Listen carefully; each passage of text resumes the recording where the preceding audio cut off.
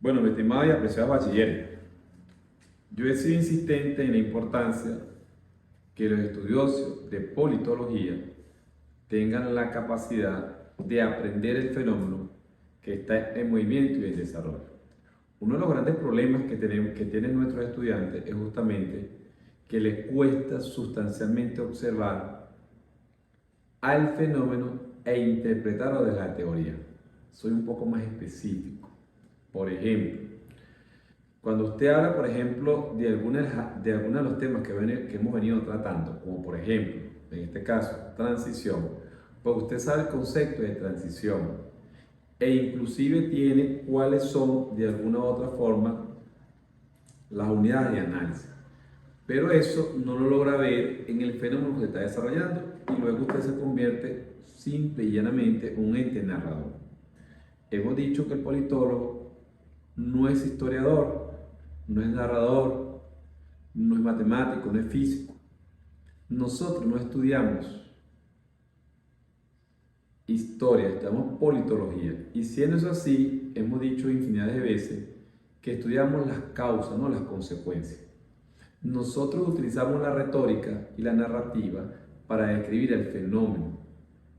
Pero eso es solamente un ejercicio de narrativa que todavía no tiene elementos de la politología, simple y llanamente porque no hemos indagado sobre sus causas.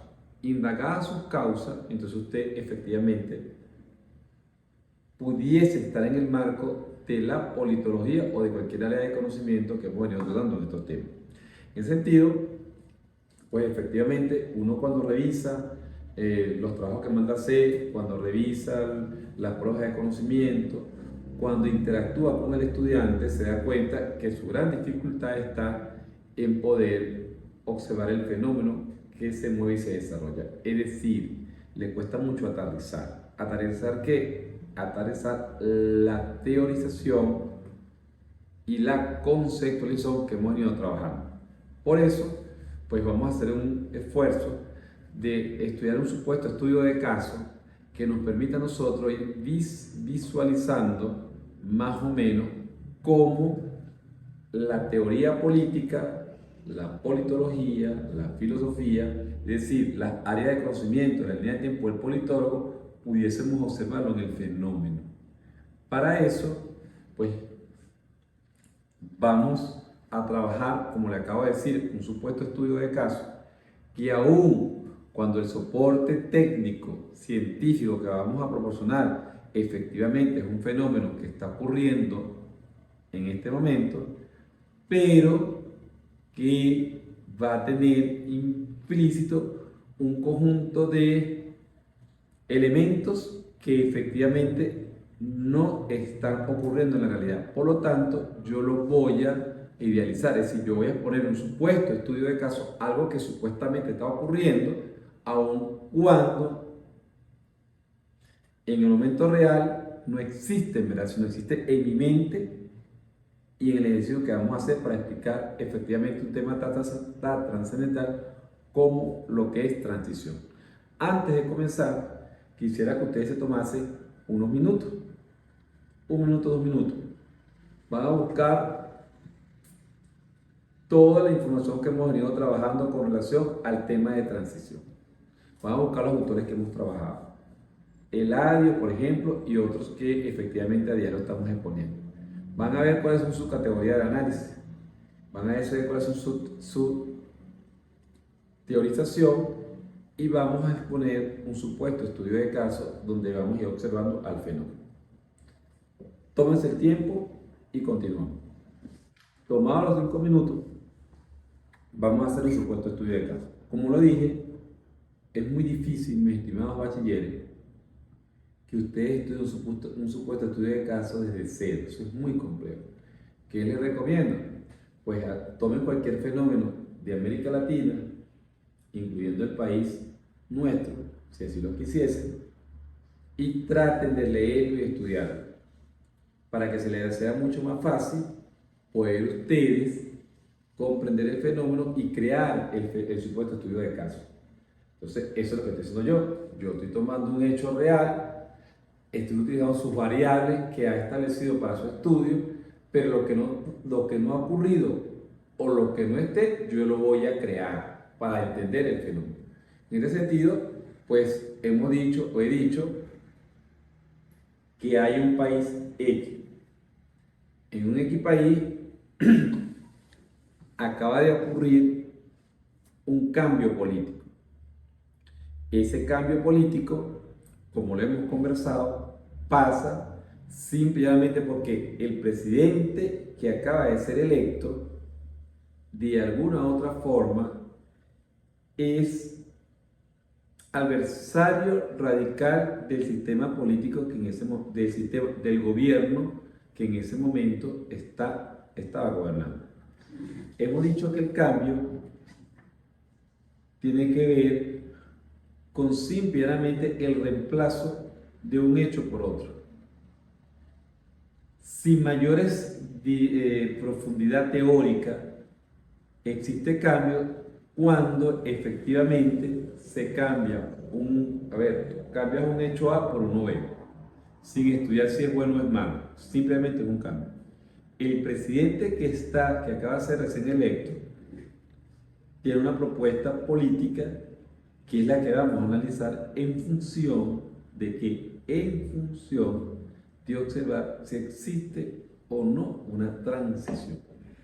Para eso, hemos dicho que en politología, para hacer esa disertación probabilística, yo necesito obligatoriamente estudiarme el fenómeno político en reposo. Ustedes recuerdan, imagino que sí, la línea de tiempo del politólogo, ¿verdad? En la línea de tiempo del politólogo, nosotros establecimos una línea. Dijimos que había un cero, ¿recuerdan? Del centro a la izquierda está la ciencia política, es decir, todo aquello que ocurrió, todo aquello que es verificable, todo aquello que es tangible, todo aquello que es medible. Y luego tenemos nosotros, más a la izquierda, tenemos la teoría política, porque son los fenómenos políticos en reposo. Esos fenómenos políticos en reposo es mi reservorio de información para yo, de alguna u otra forma, estudiar el fenómeno que está en movimiento y en desarrollo. ¿Recuerdan? Y a la derecha teníamos nosotros, del 0 al 1, en el intermedio 0,5, teníamos nosotros ¿a quién? A la politología, a la teoría política y a la filosofía. Siendo eso así, recuerden ustedes, y eso también está en las páginas, solamente estoy haciendo un reencuentro otra vez, dijimos que había, sí, lo que nosotros hemos llamado, o llamaremos, estoy aquí revisando mi material, el pasado inmediato es el fenómeno político que está en movimiento y desarrollo. Tenemos el pasado reciente y tenemos el pasado distante. El cero es lo que está ocurriendo, lo que está en movimiento. Luego tenemos el futuro inmediato, el futuro reciente y el futuro distante, donde está ¿qué? La ciencia política, la teoría política, la politología y la filosofía. Me imagino que ustedes esos temas los tienen clarísimos porque solamente estamos haciendo un proceso de recordar. En el campo que nos está ocupando ahorita, tenemos nosotros entonces que de el cero adelante, que está el futuro inmediato, está la politología, donde tenemos los escenarios. ¿Cómo se crean esos escenarios? ¿Bajo qué supuesto están esos escenarios?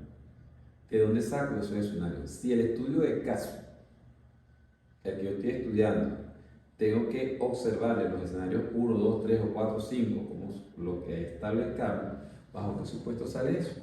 Justamente es lo que voy a indagar en este momento. ¿Qué hacer? Lo que yo voy a hacer es saber por qué hubo ese cambio político, cuál es la razón política por la cual la sociedad, el pueblo de ese país X decidió dar un cambio, que hasta ahora se ve radical, es decir, completamente opuesto al sistema vigente. ¿Qué hace el politólogo? voy a utilizar el pasado reciente, ¿sí? Como se lo acabo de explicar, voy a utilizar el pasado reciente, o en su defecto, ¿sí? O en su defecto, el pasado, 2 minutos, el pasado distante, o el pasado inmediato o reciente. Lo busco. ¿Qué me dice eso? Empiezo a buscar toda la información que tenga sobre esa materia. ¿Qué me dice? Por ejemplo, ahí voy a extraer algunas láminas. Como le dije, esto está extraído de una información que efectivamente es un órgano oficial. Lo hago un poco para ejercitarme. Todo proceso de investigación tiene que tener un soporte técnico científico. Es decir, usted no puede decir que hay inflación sin decir, por ejemplo, cuál es la fuente de información en la cual usted se está apoyando para decir que hay inflación. Usted no puede decir que hay inflación porque lo sacó de un periódico, porque lo vio de un comentario. Mire, es que el estudiante B dijo que había inflación. ¿Cuál es el soporte de eso? Entonces, lo que tú vas a ir a tu fuente primaria. ¿Cuáles son tus fuentes primarias? Los órganos con competencia en esa área, facultados y dado licencia por el Estado reciente, o en este caso por las razones internacionales, bien sea por el Banco Central, bien sea por la ONU, bien sea por una ONG que aun cuando sus aportes no son vinculantes y no pueden ser fuente de información primaria, en algunas oportunidades sirven de mucho apoyo. Entonces vamos a suponer que nosotros agarramos esta fuente de INDES, es decir, allí nosotros vamos a calcular la tasa inflacionaria. ¿Qué hago yo? Yo quiero saber por qué efectivamente el presidente ganó. ¿Por qué? ¿Cuáles fueron las razones? ¿De qué se apoyó él para impulsar ese cambio? Me voy al pasado reciente, al pasado inmediato, al pasado distante. Veo entonces su fuente de información. Veo que el presidente 1, sí, había un presidente 2 y había un presidente 3. Y empiezo a tabular el presidente 3, el presidente que efectivamente acaba de ser recién electo. Cuando reviso los últimos 10 años, me doy cuenta, por ejemplo, hago un cuadro comparativo para ver cuál es el nivel inflacionario de ese país durante esos 10 años, perdón, esos 8 años. Me doy cuenta que en 2016 había un nivel de inflación de 38, en 2017 de 4,80, en 2018 de 47,60 y en 2019 de 50,3. Total inflación según el periodo, más o menos dice el órgano oficial que fue de 293,50%, es decir, una inflación muy fuerte. ¿Eso qué hizo esa inflación? Bueno, hizo que seguramente fue justamente una de las bases que se apoyó el presidente 2 para hacer su propuesta de campaña. Y cuando te pones a dar cuenta, pues yo efectivamente digo que este país está inflacionario, etcétera, etcétera, toda una retórica, toda una narrativa, me apoyo ese hecho e inmediatamente empiezo a misificar mi gobierno. Y cuando te das cuenta, pues el periodo de los 4 años de este otro presidente fue tan inflacionario o mucho más inflacionario que el otro. Es decir, pareciese que ninguno de los dos presidentes, ni uno ni el dos, aun cuando son de partidos diferentes, tenían un cohabitar político. Es decir, era como utilizando el péndulo ideológico, digamos que era de centro, centro izquierda o centro derecha, se manejaban allí. Entonces ellos tenían más o menos el mismo comportamiento.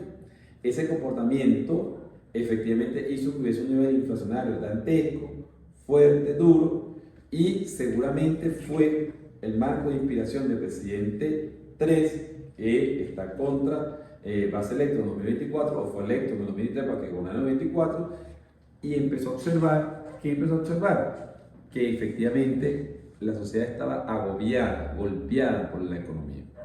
Tú ahí dices, bueno, probablemente este presidente, que recién acaba de ser electo, sí, recién acaba de ser electo, pudiese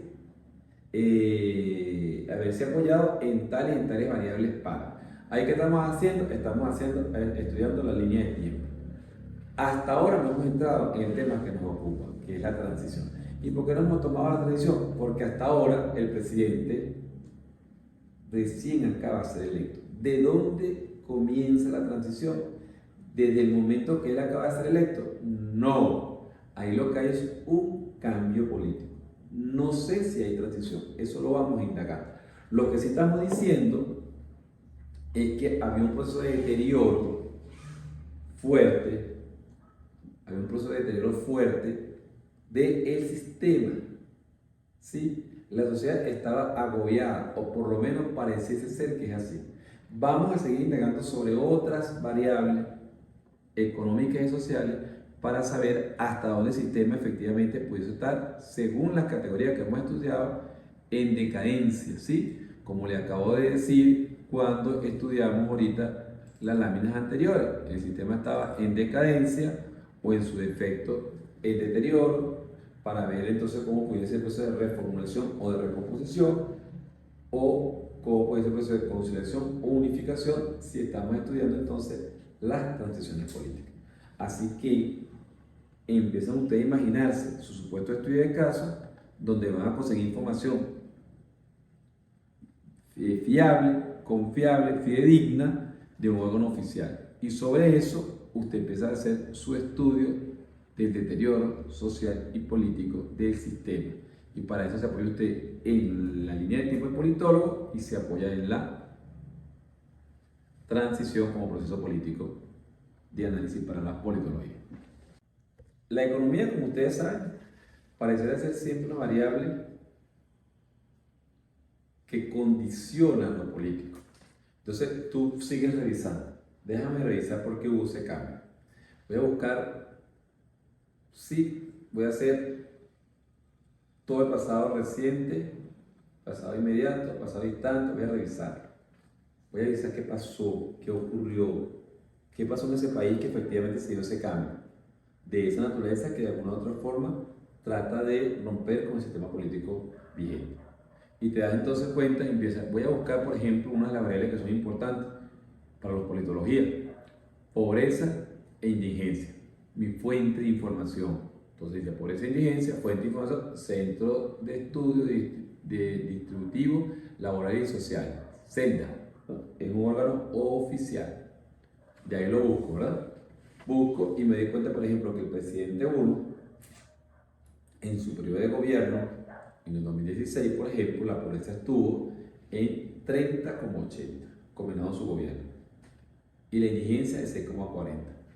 En el 2017, 29, bajó un poco. Y en ese mismo año, la indigencia en 6,20. En el 2018, 27, la indigencia 4,90.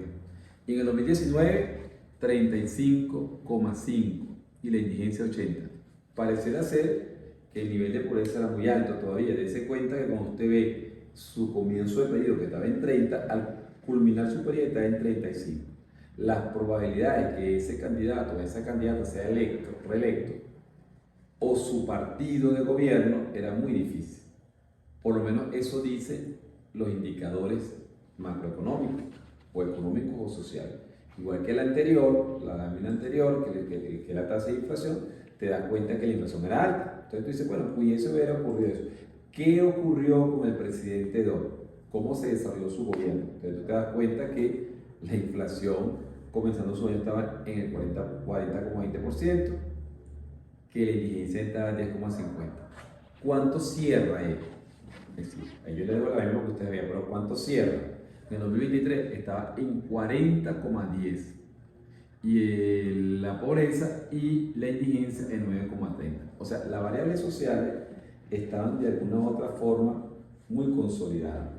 Había una alta población en grado de pobreza, casi el 50% de la población, y además de eso, un 9% en indigencia. Eso te hace partir del supuesto que el presidente número 3, que es el que recién cae electo, que su propuesta de gobierno es romper con el sistema político, el régimen político vigente, sí, estaba en el tapete. Y la población, seguramente muy cansada, muy agobiada de los presidentes que de alguna u otra forma representan un modelo político o parecido, pues querían colapsar. Y deciden, bueno, todo va a ser para borda. Voy a escoger un presidente que efectivamente rompa con todas esas premisas. Al romper con toda esa premisa, pues entonces la población comienza de alguna u otra forma a tener una idea de, a ver, de valentía, si se quiere, o de reto. Es decir, voy a apostar todo o nada. Y el presidente 3 pues efectivamente, probablemente su comando de campaña se apoya en todas esas variables para impulsar una campaña, ¿verdad? Y allí pasamos entonces a seguir continuando, por ejemplo, cuáles son las variables que de alguna u otra forma pudiesen ser elementos para impulsar uno o dos o tres escenarios. ¿Lo están viendo? Pues estamos justamente estudiando el fenómeno en reposo. El fenómeno en reposo es, de alguna u otra forma, según autores que hemos trabajado, tiene que ver con ciencia política. Está en reposo y estas variables son variables que de alguna u otra forma tú las puedes cualificar. Seguimos entonces tratando nosotros de conseguir muchos más elementos. Como yo le dije, este es un supuesto de estudio de caso que efectivamente en este caso está apoyado en estudios científicos, pero que no, a ver, es un supuesto estudio de caso que yo efectivamente lo estaba estudiando porque está ocurriendo, pero las variables que seguramente voy a desarrollar más adelante no han ocurrido. Lo inventaré para explicar el fenómeno teórico que estamos estudiando hacia una de las áreas, que en este caso es la transición política. Inclusive, ustedes pudiesen ser más atrevidos.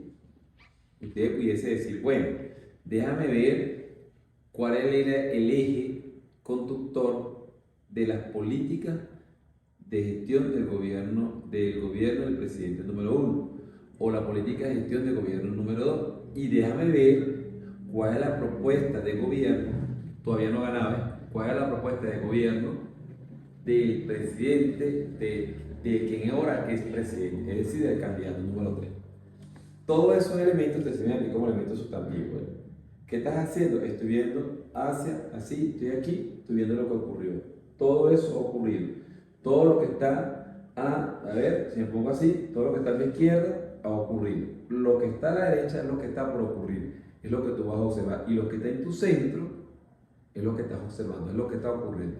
Para yo poder entender lo que está ocurriendo, tengo que girar mi mirada, o sea, ver lo que ocurrió en otro momento. Entonces, por ejemplo, el presidente 1, su eje conductor era pobreza cero y eliminación de la inflación. Ustedes acaban de ver, como se lo acabo de decir, cuando tú revisas entonces los niveles inflacionarios, te das cuenta que los niveles inflacionarios del presidente 1 eran muy altos.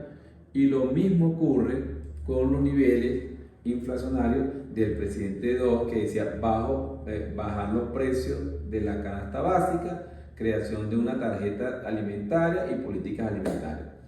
Dice, ¿y cuál es la propuesta de gobierno del presidente número 3? Entonces tú dices, bueno, él se apoya en decir, reducir el gasto del Estado a través de eliminación de subsidios, ¿sí? La reducción del Estado, es decir, minimizar el aparato estatal, suspensión de las obras públicas, es decir, paralizar todo el sistema de construcción y movilización, eliminación de del Banco Central, es decir, acabar con el Banco Central como un ente rector de las políticas macroeconómicas y económicas del país, achicamiento del Estado, dolarización, entre otros. Ahí usted tiene los modelos. La gente dice, bueno, el eje conductor del presidente 1 no fracasó, la de 2 no fracasó, vamos a reinventarnos un nuevo modelo y tienden efectivamente a votar por el presidente número 3, que es el que está haciendo. ¿Por qué? Bueno, porque resulta que cuando usted revisa un dato adicional para saber hasta dónde efectivamente el presidente, los presidentes que han gobernado, cuál era su base, su soporte técnico, científico, es decir, cuáles son los datos que tú puedes verificar, te das cuenta, por ejemplo, que el salario durante el presidente 1 estuvo más o menos en, de 2016, 18.000 pesos, 18.532 pesos. Ese es el salario nominal. O sea, el salario nominal es lo que yo te pago. O sea, yo te pago, ese es tu salario nominal, lo que te corresponde según la ley. Y tu salario real es de 339.848. ¿Sí? ¿Cómo es eso? Es sencillo. Hagamos un ejercicio. La canasta básica vale, según los órganos con competencia en el área, vale $500. para que usted pueda abastecer el mercado para una familia de 3 o 4 familias. Resulta que usted gana $500 y la canasta básica le sale a adquirirla en $1000. Es decir, lo que tú ganas no abastece tus necesidades básicas. Ese era más o menos el salario de cada uno de esos periodos. Y ahí está más o menos cómo era del presidente 1. Del presidente 2, pues imagínense que cuando el presidente 1 en el 2019, el valor nominal era 42.666,32 pesos y la canasta real, es decir, usted necesitaba todavía más o menos 250.000 pesos más para poder comprar la canasta nominal, que significaba que costaba más o menos 302.242 pesos. Entonces dice, nada, el valor adquisitivo estaba extremadamente deteriorado. Veamos al presidente 2. Con la misma dinámica, yo le dejo la lámina ahí para que ustedes la observen. Bueno, el presidente 2 estaba, la canasta básica en el 2023 la tenía en 180.000 pesos. Si yo digo canasta básica, hablo del salario y hago el paralelismo con la canasta básica para explicarlo. Entonces, estaba en 180.502 cuando el valor real estaba en 283.502. Todo eso te hace de suponer, sí, que el sistema pudiese estar en decadencia, ¿sí? Como lo acabamos de decir nosotros ahorita en la lámina que estamos trabajando de transición. ¿El sistema está en qué? Está en decadencia o en deterioro. Es decir, hacia allí todo lo que ha ocurrido, ¿se dan cuenta? Todo lo que ha ocurrido está en decadencia, está en deterioro. ¿Qué nos faltaría a nosotros saber? A ver la variable social, cómo se estaba moviendo. Y tú te buscas entonces en la variable social cómo estaban las perturbaciones internas. Entonces te das cuenta, por ejemplo, que después el Observatorio de Conflictología del país X dicen, por ejemplo, aquí dice, en el 2024, ataque y enfrentamiento. Ustedes ven entonces cómo se movía. En comunicaciones, miren todo el nivel de cómo se movía. O sea, pareciera ser que había movimiento en la calle con relación a las medidas económicas que tenían los países, los gobiernos unidos.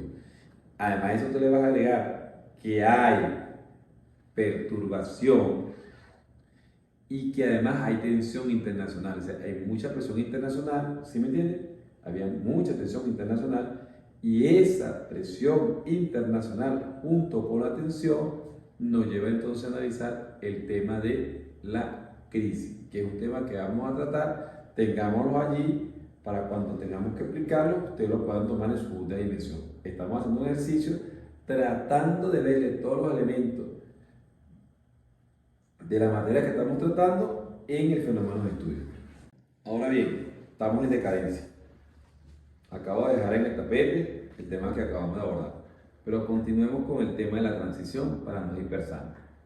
Y allí entonces vamos a partir del supuesto que el presidente recién electo ganó las elecciones.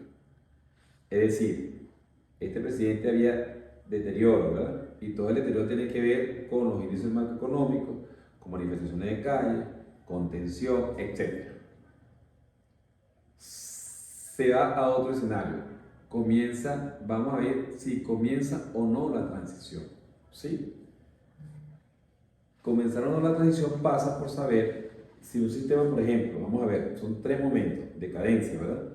Formulación y consolidación, ¿verdad?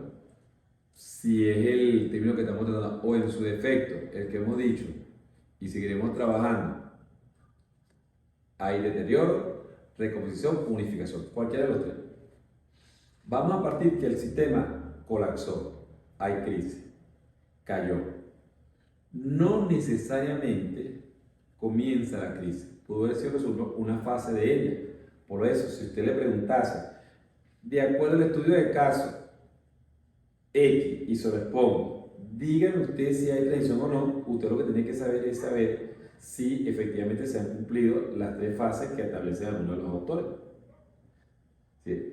Fase 1, según el autor tal, se dio la transición, pero pudiese ocurrir que no se dé la transición porque solamente lleguemos hasta la decadencia o hasta la reformulación y no hubo consolidación. Usted tiene que tener cuidado de eso y dependiendo del caso, usted podrá efectivamente visualizarlo o no visualizarlo.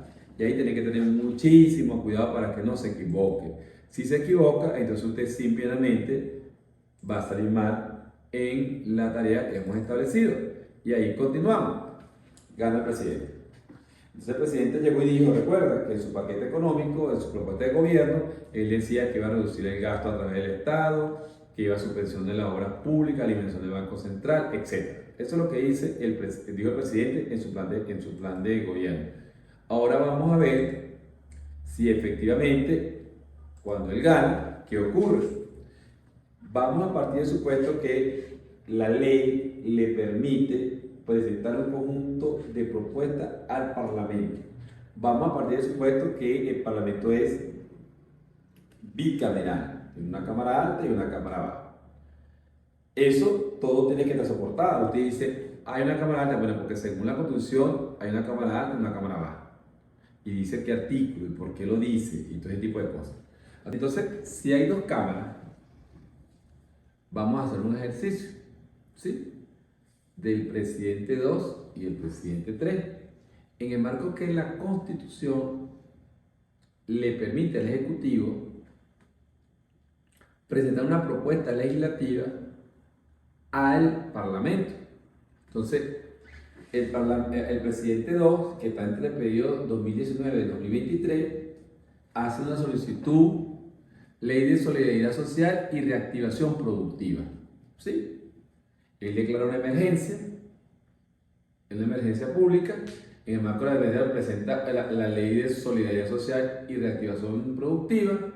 Esa ley marcaba algunos ejes, por ejemplo, en lo económico, financiero, fiscal, ¿sí? Y además está bien especificado en lo económico, provisional, en la financiera, tarifaria, en la fiscal, energética, en la administrativa, sanitaria y social. Se lo presenta al Parlamento la ley y presentado a la ley, el Parlamento se la aprobó. No hay problema. Como se pueden dar cuenta, tú pudiese decir, por ejemplo, ¿sí? Tú pudiese decir, en el marco de la transición, la decadencia, ¿sí? El presidente 2 gana al presidente 1, es decir, la propuesta de gobierno 1 sube al presidente 2. ¿Por qué? Bueno, porque el sistema estaba colapsado, etcétera, etcétera. Vota por el presidente 1, por el presidente 2. El presidente 2, producto de la decadencia, por todo lo que hemos dicho, comienza. Y viene una formulación. ¿Qué es la formulación? Pudiésemos decir que pudiese presentarse al Parlamento, ¿sí? Cuando tú le presentas al Parlamento la propuesta legislativa y el legislativo. ¿Qué es el legislativo? El legislativo no es otra cosa que el cuerpo político. Es decir, que el cuerpo son los diputados y diputadas, en este caso, del Parlamento que tiene dos cámaras. Hay parlamentos como el venezolano que tiene una sola cámara, ¿sí? Que es la Asamblea Nacional, no tiene cámara alta ni cámara baja, es decir, cámara de senadores y cámara de diputados. Entonces no se la presenta. Se formuló, ¿sí? Ahí empieza el proceso de formulación.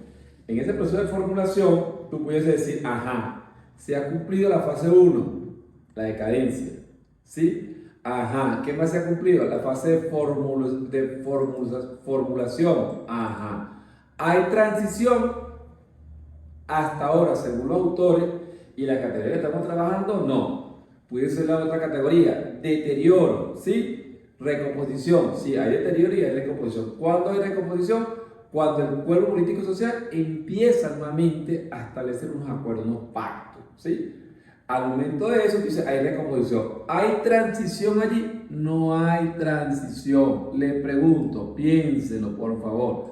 ¿Hay transición según lo visto hasta ahora? Y usted dice, bueno, hubo decadencia, hubo reformulación, pero no hay consolidación. Si no hay consolidación, usted no puede decir que la transición se dio un proceso de transición porque no se ha consolidado. Hay deterioro, hay recomposición, pero no hay unificación, que es otra categoría de análisis que otro no trabaja. Usted llega y dice, no hay transición. Cuando hay transición, ahí viene el tema que nos ocupa, es un tema fundamental. Cuando hay transición, según lo visto hasta ahora, piénselo, tómese 5 minutos, vamos a hacer un stop en esta clase virtual y debe cuando hay transición según lo expuesto. Voy a hacer un ejercicio y te dejo la tarea. El presidente 3. El presidente 3 hace una propuesta legislativa al Parlamento, que él la formula ley ómnibus, es decir, una macro reforma. Declara el estado de emergencia pública y presenta al Parlamento una propuesta económica, una propuesta legislativa. En lo económico, en lo de seguridad, en lo financiero, en lo fiscal, en lo social, en la provisión que tiene que ver con lo sanitario, etc. Cuando se lo presenta al Parlamento, el Parlamento se lo rechaza. Si el Parlamento se lo rechaza y te preguntan a ti si hay o no transición, ¿qué dirías? Piénselo, ¿qué dirías? De acuerdo a lo trabajado, ¿hay transición o no? ¿Se dio el proceso de reformulación? Pareciese que no cuando el Parlamento de alguna otra forma te lo rechaza. En el caso anterior, que el Parlamento se aprueba, entonces ¿qué estamos? ¿Hay transición? Dejemos esa tarejita para allí, tomen 5 minutos, 10 minutos, trabajen y vuelvan con el tema para ver si efectivamente lo están comprendiendo. Entonces usted dice, ajá, a ver, fue rechazada. Parece que el proceso de transición no se dio en el caso del presidente 3.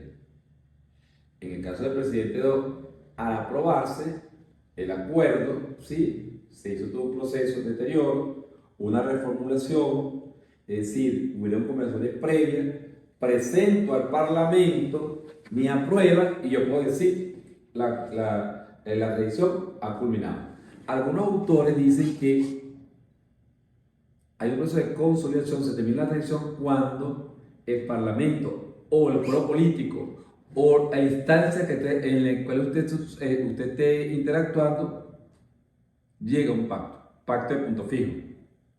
El pacto, a ver, un tema ahorita muy controversial, por ejemplo, cuando usted pacta un hecho, si ese pacto efectivamente luego se operativiza, y aquí voy a hacer un stop que seguramente es un tema importante. Hasta la reformulación. Al aprobar, usted dice, hay un proceso de consolidación y usted puede decir que la transición es culminada. Sin embargo, nosotros hemos dicho en clase que la transición se culmina cuando después de la consolidación, es decir, después de la recomposición que se consolida el pacto a través del acto administrativo o el acto político, usted tiene que dar un periodo de tiempo para saber si el acuerdo efectivamente agarra cuerpo, es decir, se cumple. Si no agarra cuerpo, usted puede decir que aún firmándose, pues la transición no ha culminado, porque todavía no está consolidada. Dije en una clase, y hoy lo repito, que por ejemplo, para mí, después de la Constitución del 61, cuando se da el pacto de punto fijo y todo lo que usted ya conoce, se consolida la transición cuando Betancourt le entrega a León.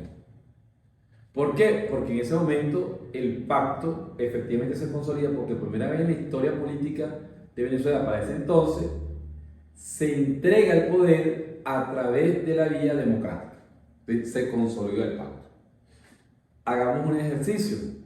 Recientemente, o no hace mucho, hay un acuerdo con relación a algunos de los países, a un país que tiene una medida impositiva a través de los Estados Unidos, es decir, lo que se conoce como el Acuerdo de Barbados. Allí las partes involucradas, en el caso de Venezuela, las partes involucradas acordaron, tuvieron un acuerdo. Ese acuerdo se firmó y pareciera que se acaba de consolidar el pacto. Pues no, ahí es donde yo quería decir, pues no se ha consolidado el pacto. No se ha consolidado porque si el pacto no se operativiza, no hay consolidación. Para mí no hay transición. A los efectos de nuestras clases, ¿sí? A los efectos de nuestras clases, más allá de los autores que hemos trabajado. Se consolida el pacto después, primero la decadencia, la reformulación son los acuerdos. Mire, vamos a presentar la ley, vamos a hacerla así y tal, todo ese tipo de cosas que lleva, ese lobby que se da previo. Se va a la fase de consolidación, se acuerda el pacto, lo pactamos. Después de allí, en un lapso que puede ser un año, 2 días, 5 días, pero como es político, pues seguramente el periodo no está por debajo de 2 o 3 años. En el momento que Betancur, repito, le entrega a León y se consolida. En el momento, por ejemplo, que el acuerdo de Barbados se consolida en el marco de que las medidas administrativas tomadas, por ejemplo, por el gobierno de los Estados Unidos con la CEA son derogadas y se operativiza por un tiempo prudencial, donde las partes, donde los hechos políticos se subsanan, tú dices se consolidó. De resto, pues yo pudiese decir que todavía estamos en un proceso de reformulación. ¿Sí? Vamos a leer entonces el caso del presidente número 2. El presidente, sí, es rechazado su propuesta ante el Parlamento. Al ser rechazada, se rompe la transición y volvemos otra vez al proceso de reformulación. Dese cuenta de algo, este mismo presidente, antes de llevar la ley ómnibus al Parlamento, que tenía al principio 660 y pico, algo así, artículos, la lleva, o sea, presenta la propuesta legislativa. En el Parlamento se da una discusión previa, una discusión no formal, es decir, se da un lobby, se hace un lobby y empieza la discusión. Hay un proceso de reformulación. Empezamos, miren, a mí me parece que no. Empezamos para allá, para acá, para allá, para acá, para allá, para acá, para allá, para allá, para acá, para allá. Miren, me parece, no me parece. Entonces el Parlamento le dice, si le haces algunos ajustes a la propuesta de ley que están presentando, yo te lo admito. Ahí tú dices, hay un proceso de reformulación, ¿no? Hay un proceso de reformulación, yo te lo admito. ¿Qué ocurre? Al momento de admitirlo, tú pudiese decir, se acaba de consolidar el pacto, pero no, se está reformulando porque solo está admitido. ¿Sí? Solo está admitido. Vamos a imaginarnos, ¿sí?, que el Parlamento tiene una configuración de la siguiente manera, según fuente CNE del país X que estoy estudiando. Tiene 257 diputados en la Cámara de Diputados. De eso, solamente tiene 38 diputados que son oficialistas, es decir, que son del partido de gobierno. ¿Cómo hace un presidente para consolidar la transición de acuerdo a su propuesta legislativa si el presidente tiene una representación muy reducida en el Parlamento, por lo menos en la Cámara Baja? Y en la Cámara Alta, de 72 tiene 7. Viene el proceso de acuerdo. Viene para acá, vengo para allá, hablo aquí, hablo allá, no sé qué. Te la admito. Para admitirla, tú tienes que tener el aval del Parlamento. Y efectivamente, en un proceso de votación, el partido de gobierno, la propuesta del gobierno es aceptada por mayoría simple. Mayoría simple es, por ejemplo, si son 257, ¿verdad? Entre 2 es 128, son 129 diputados aprobaron admitirla. ¿Qué significa haberla admitido? Que va a entrar en discusión. En ese proceso de discusión, ahora decide, según la ley, vamos a discutir artículo por artículo. ¿Sí? Mira usted lo complejo que es este. Te la admito, tú dices, ajá, estamos en el proceso de reformulación. ¿Sí? Estamos en ese proceso. Vamos a suponer que te la hubiese aprobado la propuesta que ahora no son 600, sino porque eran 665 y de 665, sí, artículos, terminan bajándotelo a, si no me equivoco, 300 y pico. Bajarle esa cantidad de artículos a la propuesta inicial es producto de la negociación. Es producto de esa negociación, que ya no es por 660 y pico, sino que por 300. Y allí viene el proceso de negociación. Esa negociación, ahora, después que se admite y gana por mayoría simple esa propuesta de admisión, vamos a discutir en la Cámara Baja y en la Cámara Alta, artículo por artículo, a ver exactamente qué está ocurriendo. Sí, reflexionen un poco sobre el tema que estamos conversando antes de entrar justamente a este proceso de admisión para saber entonces si se ha dado o no el proceso de transición.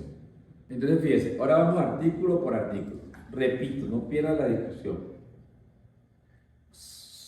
Pudiese presentarse compleja, difusa, pero si le ponen cariño, seguramente la comprendemos. Estamos estudiando la transición. Se admitió, estamos en proceso de reformulación. Para que se consolide, además de ser aprobada, le vamos a dar un plazo de vigencia para saber si efectivamente todas las discusiones fueron consolidadas. Pero hasta ahora estamos en ese proceso de reformulación. Fue admitida, ahora vamos artículo por artículo. Entonces dice, ajá, la propuesta inicial, como le decía, era de 664 para ser más exacto.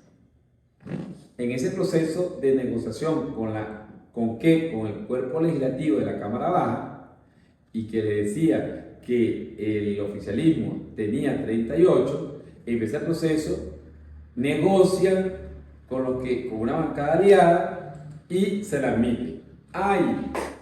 Esto va bien, diría el presidente y el partido de gobierno. Eso está bien. Vamos avanzando bien. Pero entonces, cuando yo pido ahora discutir artículo por artículo, antes de eso, de 664, yo lo admito con 386 artículos. Producto de proceso de negociación. Admitido el hecho, paso inmediatamente a discutir artículo por artículo. En un proceso de 15 días, de 5 días de parlamento no es otra cosa de intercambio de ideas, según la Constitución y la ley, y además del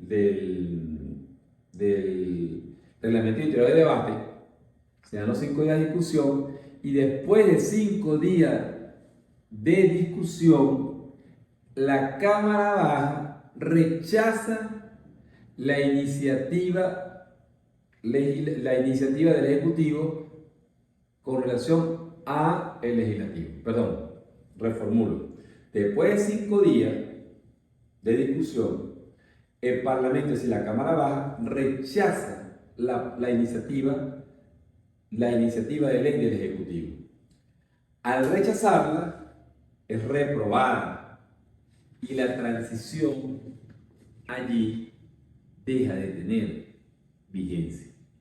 Si usted le preguntara, ¿se dio o no la transición? Usted tiene que explicar algo parecido a lo que hemos venido así. Usted tiene que decir, según los autores que hemos venido trabajando y observando el comportamiento político del órgano legislativo y el ejecutivo, aun cuando presentaron y da toda esa narrativa, esta, en el proceso de reformulación, aun cuando fue admitido, no fue aprobada. No siendo aprobada, el proceso de transición comienza nuevamente a replantearse. Es decir, el sistema efectivamente no está, el sistema político que rige al país sigue vigente. ¿Está en decadencia? Pues sí, todavía está en decadencia. ¿Está en deterioro? Pues sí, está en deterioro. Pero eso no significa que hemos comenzado la transición a un nuevo proceso político. Hasta ahí pareciera tener algo de comprensión. Si se hubiese aprobado, entonces dicen, se acaba de consolidar. Vamos a hacer una categoría, no lo he pensado, pero aprovecho el escenario para decir, se consolidó, se aprobó. a esa categoría de aprobación yo le voy a colocar que el autor llama consolidación, se consolida porque se aprobó. Ahora, yo le voy a establecer a esa consolidación un espacio de tiempo que le vamos a decir consolidación absoluta, otra categoría de análisis que yo le puedo agregar. Esa consolidación absoluta va desde el momento de la aprobación a la puesta en vigencia de la norma. Pues yo la aprobé, pero todavía no está instrumentalizada. Yo la instrumentalizo como cuerpo político y observo, póngame bien, y observo cómo se comporta el cuerpo social. Si el cuerpo social la recibe con beneplácito y no hay perturbación interna, ni hay tensiones externas con relación a violación de derechos humanos, etcétera, etcétera, etcétera, sino que efectivamente logro yo hacer aceptada mi propuesta y empiezo yo a disminuir los índices de pobreza, los índices de inflación, el nivel adquisitivo y la sociedad efectivamente viene a emparentarse con el modelo, entonces hay un proceso de consolidación absoluta, es decir, el pacto se ha consolidado. Al consolidarse el pacto, que es una nueva categoría que estoy creando, en este caso en la clase que tengo con ustedes, usted puede decir la transición ha culminado, porque el pacto quedó sólidamente concebido, se consumó, y al consumarse ha pasado.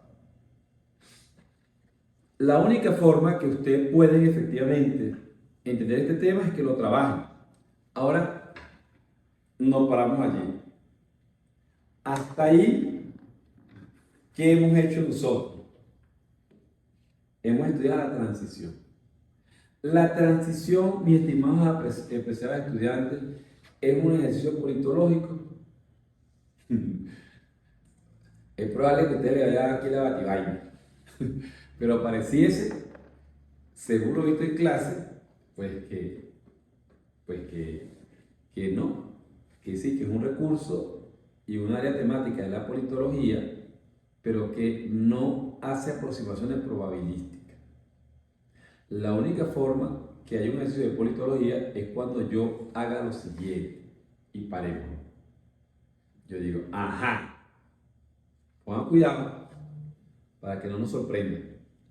Se consolida el pacto, es decir, se consumó, se aprobó. Hemos dicho que hay un proceso de consolidación absoluta. En ese proceso de consolidación absoluta, yo voy a decir si efectivamente ese pacto puede consolidarse absolutamente. Porque hasta ahora ha sido una negociación política, es decir, una consolidación entre las partes, es decir, una consolidación entre las élites. Ahora vamos a ver si la sociedad la recibe con beneplácito o si en el proceso de negociación dejaste tú muchísimas incomodidades, ¿sí? Había que saber cómo efectivamente fue aprobada la ley, si fue aprobada por mayoría simple, mayoría absoluta. Entonces, si fue aprobada por mayoría simple, pareciera ser que la mitad menos uno, pues es la que no estaba conforme. Mucha gente inconforme. Vamos a ver si el cuerpo social lo acepta. Y entonces ahí yo me voy a ver hacia atrás. Ya vi ciencia política, ahora voy a buscar teoría política. Voy a ver cuántos fenómenos políticos tienen alguna similitud con lo que yo estoy observando. Y ahí me voy entonces yo a América Latina, por ejemplo. Y voy a ver en América Latina cómo se ha comportado el cuerpo cuando se han hecho reformas de esa naturaleza. En ese sentido los invito a que vuelvan a hacer un stop. ¿Sí? Paren un momentico, hagan un stop y usted dice, ajá, a mí me la complicó el profesor, llegamos hasta consolidación. Ahora me dice que hay una nueva categoría que él crea que se llama consolidación absoluta, que es la instrumentalización de la norma hasta ver hasta dónde se consolida, ¿sí? Y me está diciendo entonces que ese proceso que no ha ocurrido es lo que él llama politología. Todo lo demás es simplemente un fenómeno en reposo o en movimiento. Por lo tanto, aun cuando es un área que aborda la politología, no es politología en el estricto sensu como lo hemos venido trabajando. Así que visualicen esa consolidación absoluta antes de yo abordarla. Entonces imagínate, ya hemos dicho, ya hemos trabajado otros autores y yo le agregué uno más. ¿Por qué uno le agrega eso? Porque eso es lo que hace el investigador, tratar de darle contenido, cuerpo, tratar de agregarle categorías de análisis a las teorías, a la metodología, bueno, porque el fenómeno se viene moviendo y con el abordaje que tú le hiciste o con que lo estamos haciendo quedas corto. Entonces, ajá, me voy, volteo, busco a ver, voy a buscar ahora mi línea de tiempo politológico. Al voltear me doy cuenta y empiezo a estudiar experiencia y veo, por ejemplo, voy a buscar 5 presidentes, o 7 presidentes, o 8 presidentes, 8 o 10 casos que hayan ocurrido en América Latina. Digo América Latina porque estamos o sea, en el hemisferio occidental, y empiezo a ver, por ejemplo, que vamos a suponer que hay 5 o 6 que ya fueron estudiados, que fueron evaluados, y que vamos a partir que en los 5 países se dio el proceso hasta la aprobación. ¿Sí? Porque hubo un pacto de élite. En ese proceso de aprobación, ¿sí? Imagínense ustedes que ahora viene el proceso de consolidación absoluta. Y la experticia es que cuando se hacen reformas tan radicales con relación al sistema vigente, además en un estado muy deteriorado económicamente y socialmente, la reacción siempre ha sido de mucha perturbación interna, mucha perturbación, mucho movimiento, mucho desajuste, es decir, hay muchísima perturbación. De alguna u otra forma, el país se para, vamos a exagerarlo, hay una paralización del país, no por un día ni dos, sino una paralización total y permanente. Y además, los organismos de seguridad comienzan a reprimir a los entes perturbadores. En este proceso de perturbación, pues empiezan a haber fallecidos, etc. Entonces empieza a haber una tensión internacional. ¿De qué? De violación de los derechos humanos, de medidas impositivas y sanciones de la ONU contra el país, de medidas de la ONU, de la OEA, de las zonas internacionales. Empieza a haber mucha presión. Además de eso, se acuerda en el marco internacional, entonces, producto de las acciones que está tomando, empezar a dejar de tener, a retirar, por ejemplo, los embajadores o todo el cuerpo diplomático. Se empiezan entonces a cerrar las cuentas del exterior. Tensión, perturbación. Al ver tensión y perturbación, el sistema está en crisis. ¿Recuerdan eso que nosotros hablamos? ¿Recuerdan ustedes la crisis? Nosotros hemos dicho que la crisis es tensión y perturbación. Ahorita lo vamos a abordar. Mucha crisis. Entonces, no se ha consolidado el fenómeno. Entonces usted dice, eso lo ocurrió en América Latina, en 5 países, 10 países, con sus cambios, con sus matices. Lo que te hace pensar a ti que después de consolidar el pacto entre las élites, la consolidación absoluta no se da porque el cuerpo político no lo acepta, el cuerpo social lo repela. Entonces dice, las probabilidades de que efectivamente haya una consolidación absoluta, más allá del acuerdo de las élites, más allá del poder constituido, es que no se consolide. ¿Por qué? Porque en países A, B, C, D y E ha ocurrido acciones como esta cuando se aprueban medidas económicas de esa manera o propuestas legislativas de esa manera. 1. 2. Que producto de las perturbaciones y tensiones que ocurren, que el sistema entra en crisis, pues tenga que haber un proceso de renegociación, donde, por ejemplo, vamos a partir del supuesto que de las 386 artículos que se esté, pues tengan que reducirlo a 80. Y hay un proceso nuevo de negociación. Volvemos otra vez a la recomposición, a la conciliación, pero ahora tú tienes el cuerpo social ganando. Entonces tú dices, bueno, si hacemos esto y esto, el cuerpo social va a estar conteste, ¿sí? Ese es el escenario número 2. Y el escenario número 3 es que no acepten absolutamente nada y tengamos que partir de cero. Ese proceso de traslado, ¿sí?, de lo que no ha ocurrido, que probablemente pueda ocurrir, lo haces tu producto de qué? Producto del estudio de fenómenos políticos que han ocurrido en América Latina, que gente ya ha trabajado sobre ese hecho, que ha teorizado, y sobre esa teoría tú terminas infiriendo que probablemente ocurra tal y tal cosa. Ahí estamos abordando tres temas simultáneamente. La transición, ¿hasta dónde? Hasta la consolidación absoluta. Pero además estamos abordando un tema que siempre lo tenemos muy rezagado. El tema de la línea del tiempo del politólogo. ¿Lo es? Ahí. Ya viste cómo era el proceso. Ya tomaste la teoría política, la ciencia política, y hiciste la profesión probabilística. Vamos a partir del supuesto, y con eso estamos cerrando este tema,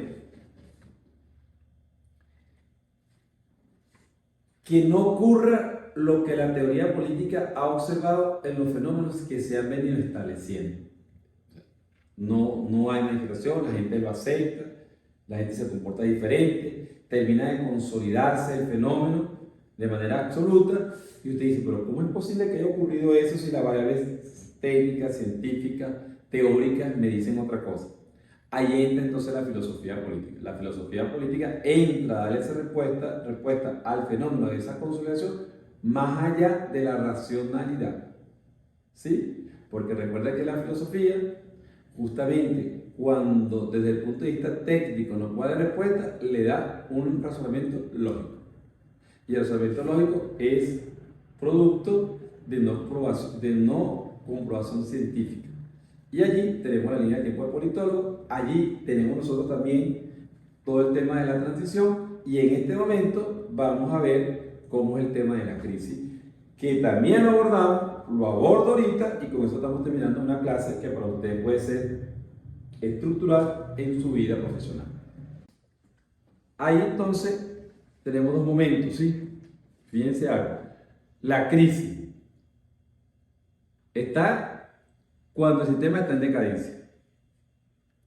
Pareciera que la crisis comienza cuando el sistema está en decadencia. Cuando el sistema está en decadencia, según lo visto hasta ahora, según el modelo que estamos estudiando, el supuesto estudio de caso, cuando el sistema está en crisis.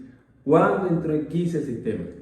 Según ustedes, tómense 5 minutos, piénsenlo, después de lo conversado, y después de los 5 minutos vuelven otra vez a la aula virtual y lo abordamos. Déjenme un poquitico de agua y volvemos. Entonces tú dices, ajá, vamos a estudiar desde el principio, ¿sí? ¿Qué es la crisis? Según lo viste en clase, hay varios autores que hemos trabajado.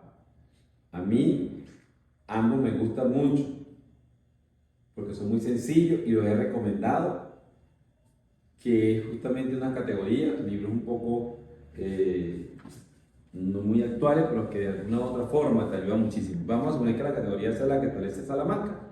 Y él dice, por ejemplo, que para que haya crisis, tiene que ocurrir tres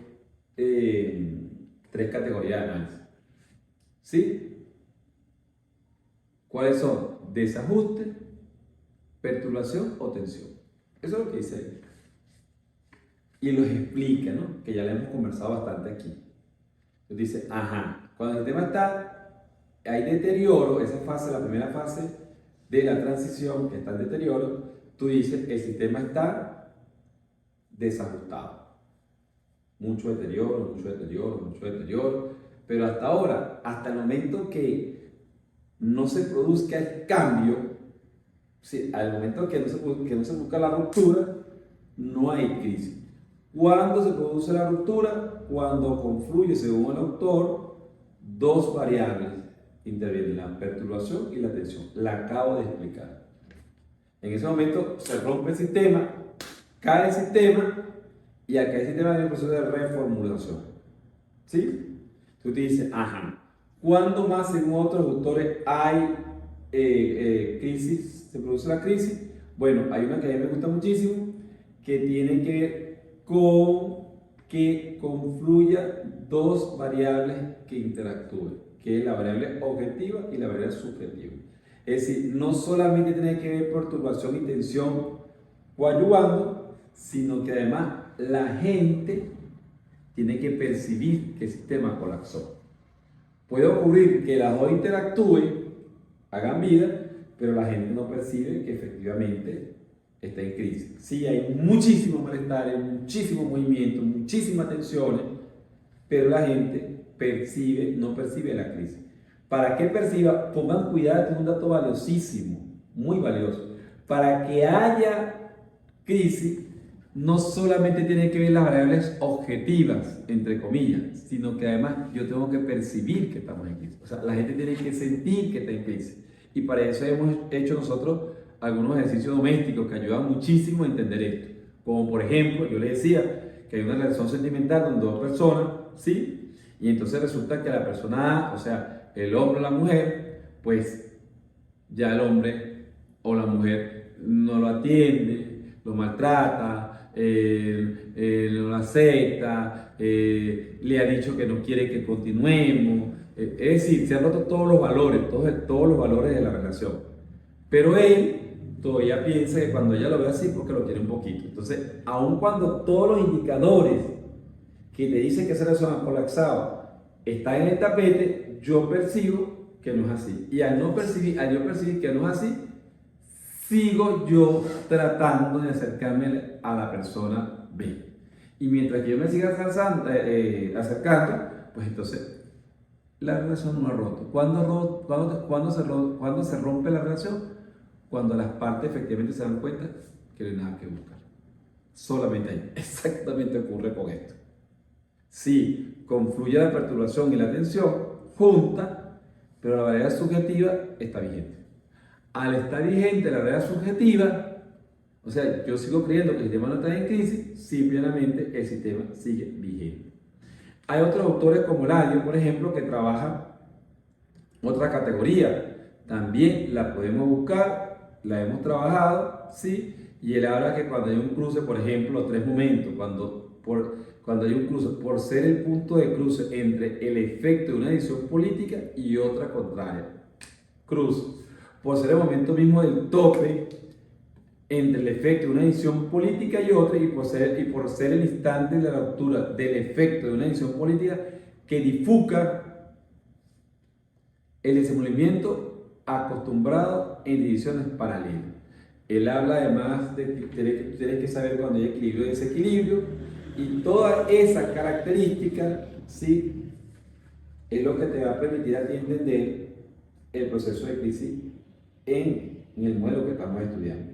Esa clase también la abordamos con mucho más amplitud. Aquí solamente la recuerdo solamente para que ustedes se den cuenta cómo se operativiza el modelo, la teoría en un supuesto estudio de caso, y es exactamente lo que hace el politólogo cuando está estudiando el fenómeno. Profesor, es que a mí me cuesta mucho